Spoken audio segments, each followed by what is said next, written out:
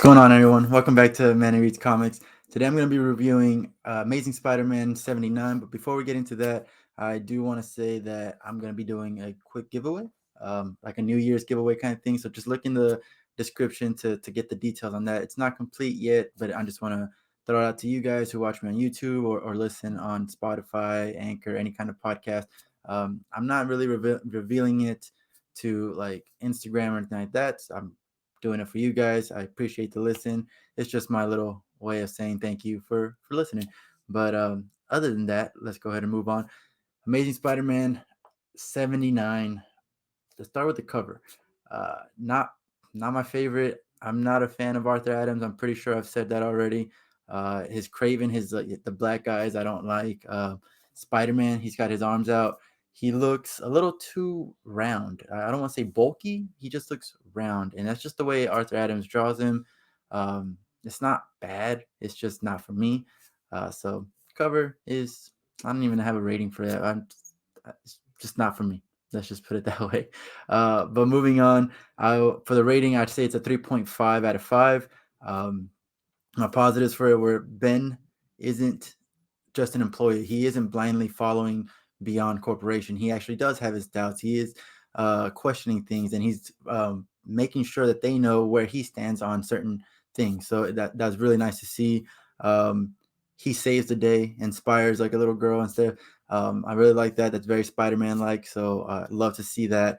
Kraven shows up, which is pretty cool. His tactics are very Kraven like, and it was nice to see him be who he is. I didn't really like him in Spencer's run. I know that in Spencer's run we have two Cravens, the older one, the younger one. It got kind of convoluted, so just seeing Kraven as who he is, what I know who he is, was nice to see. And lastly, I really appreciated Ben visiting Peter and having a heart to heart with him.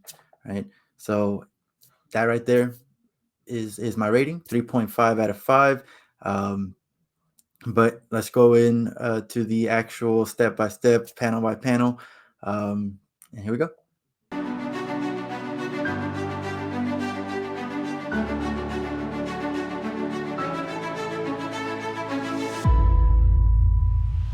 So the book starts off with Doug. Unfortunately, Doug is a new hire. It looks like they're celebrating the first week of Beyond being open, or whatever. I'm not sure because it's been open. So, but they're celebrating the first week of missions, I'm assuming, I guess. But they're having a good time. Doug's drinking a lot. He's like, yeah, I stole these from, I don't know if it was Doug that said this, but someone said they stole some like hangover pills from the R&D section department of Beyond. And like Doug is just, he freaking loves the job and stuff. He has, it was not, I don't think he even started his first day. He's just part of the team. But then everyone leaves, and Doug goes on his own, starts singing, goes into a dark alley, and of course he looks up, and that's the last that we see of Doug.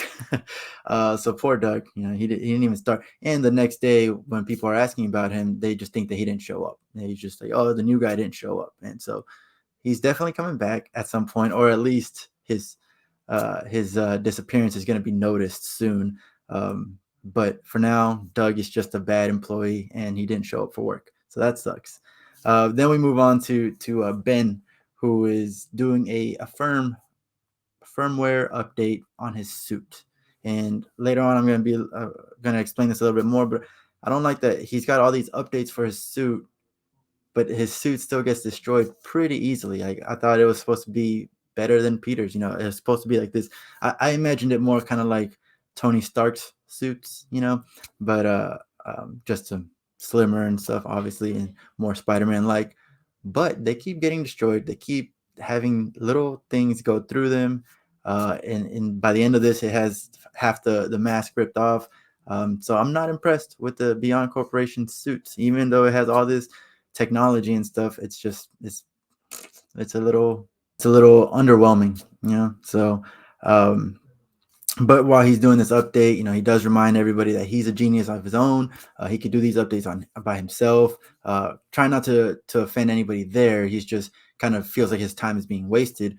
Marcus does remind him, hey, you are an employee of Beyond, so what you do out there It's a reflection of us. So we need you to be the very best, so that everyone knows that they can trust us. Beyond is there for the public, and basically the board members as well. Like they want to know that the money is going into something worth their time and money, right?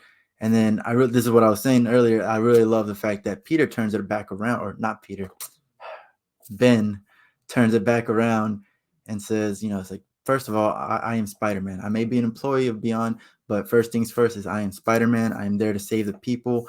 I'm not here to put the Beyond Corporation ahead of anyone else.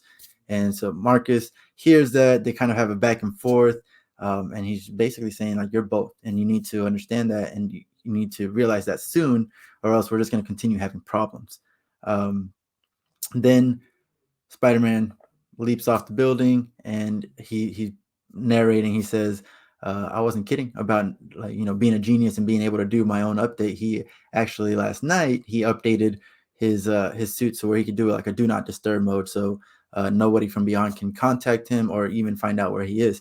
So in this opportunity, he visits Peter in the hospital, and he says hi to MJ. Really like that MJ's still there. She's constantly on his side, just making sure Peter's okay. And Ben basically just has like a little heart to heart with Peter.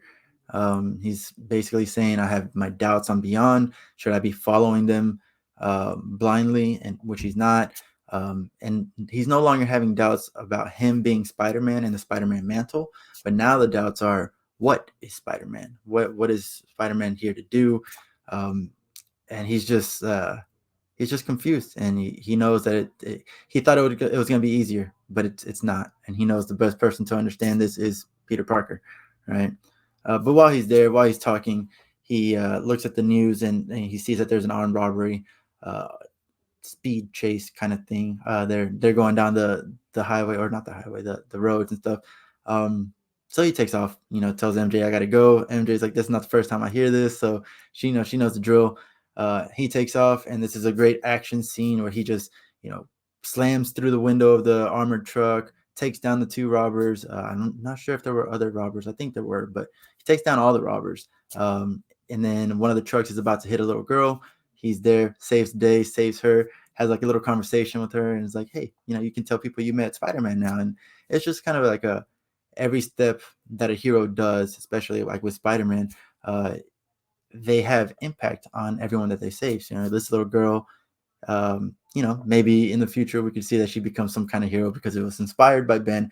Obviously, probably not going to happen, but it is the fact that it could happen, and that's what he's done. He's a positive light in this little girl's life, and I really like that.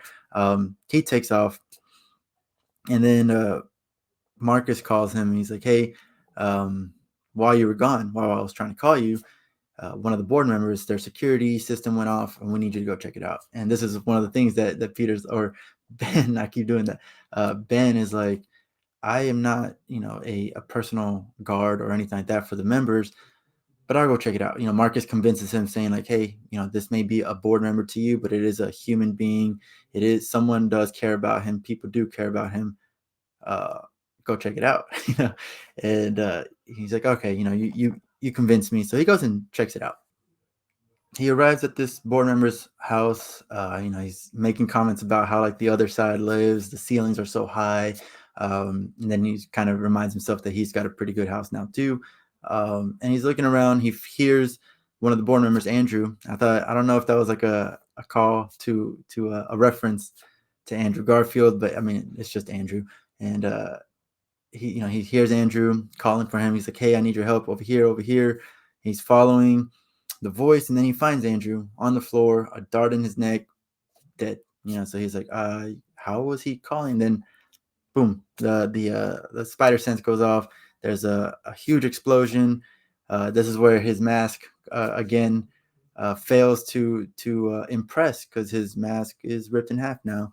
And Kraven makes his appearance, and shows that he was actually setting up a trap for him. And has left like all these weapons around the apartment ready to attack. They're just going back and forth. He's doing quips. He's trying to get his bearings, but Spider-Man can't. And eventually he jumps out of the window, and he thinks he got away, but Kraven was expecting this. and a bunch of darts hit him. They're sorry, they are all drugged. So now he's starting to hallucinate. He's trying to get his bearings, and he looks out, and Kraven is like this giant looking down on him and saying like, "Rejoice, Kraven the Hunter is here." And that's how it ends. It's just him looking up at Kraven. It looks bad. He's still hallucinating. The art is really good here. Speaking of the art, the interior art was really good. The art was by Michael Dowling, I believe. Michael Dowling. And I don't think he's been on any of the other interiors. I could immediately tell it looks different, but in a good way. I think it's not bad. I think he's doing a good job. And his art with the hallucinations was really cool. You can see like uh, Peter's like body is all wavy and stuff. And again, there's a giant Kraven in front of him. So that was I forgot, that's another positive. The interior art was a lot better, or not, I wouldn't say better, it was different, and it wasn't a disappointment. um but yeah, that's how it ends. Craven is about to defeat Peter, and one of the questions I had was, does Craven know, see, I just said Peter, does Craven know that this is not Peter and that this is Ben? Because he's got that sense of smell and all that. He's a hunter, apex predator, whatever. Does he know? Can he tell the difference between these two clones? Or is there enough of a difference for him to tell that it's not Peter Parker and it is Ben? Um, Hopefully, they make that clear in the next issue or two.